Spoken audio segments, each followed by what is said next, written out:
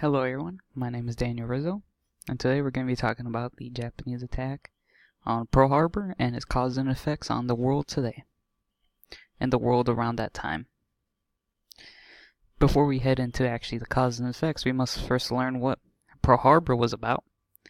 So, on December 7th, 1941, in the morning, the Japanese Air Force, or as is dubbed, the Japanese Navy Air Service, aimed for a U.S. military base in Hawaii. This attack occurred during the morning, in which many people were caught off surprise. So the Japanese bombed ships, ammunition, supplies, and little ports that were there. Of course, these small little planes had limited amount of bombs, so eventually once they ran out of bombs, the Japanese started ramming their planes into the ships, or in which this method was known as kamikaze. And they believed that they were dying in honor for their country and the emperor, because at this time Japan was ruled under an emperor, I think.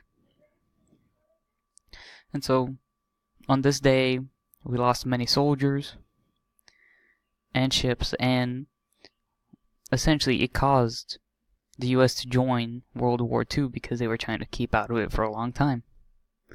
As you can see, here is a little picture here that shows a ship going off into flames as the Japanese either rammed into it or essentially threw bombs over it.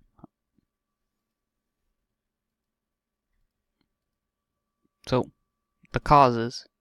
So, at that time, Japan wanted to be an enormous ocean empire, so they were invading a lot of their surrounding neighbors in order to take control of it.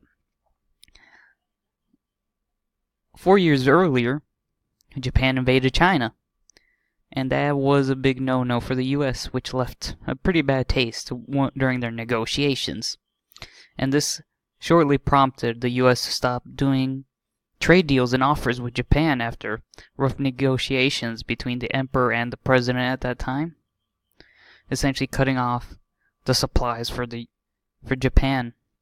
And of course, Japan was also on the Axis, while the U.S. remained neutral or didn't want to partake in World War II at least. So, after we know what essentially happened, the effects of Pearl Harbor. So, of course, the main glaring one was the U.S. declares war on the Axis powers the next day on December 8th. The U.S. also, because there was growing sentiment against the Japanese people of Japanese descendants, U.S. assigned these Japanese soldiers with white units to reduce discrimination. And, of course, anti-Japanese sentiment increased, and essentially internment camps are made in which they essentially detained Japanese people into these camps in case there was essentially like an attack on U.S. grounds from these people if they remained loyal to the Japanese emperor at the time. Let's see, also, because the U.S. joined World War II, essentially increased demand for labor jobs and manufacturing, which gave the U.S. stronger supplies, better supplies, and boosting up the economy for the U.S. The Manhattan Project, which was the project known for introducing the atomic bomb, was also caused by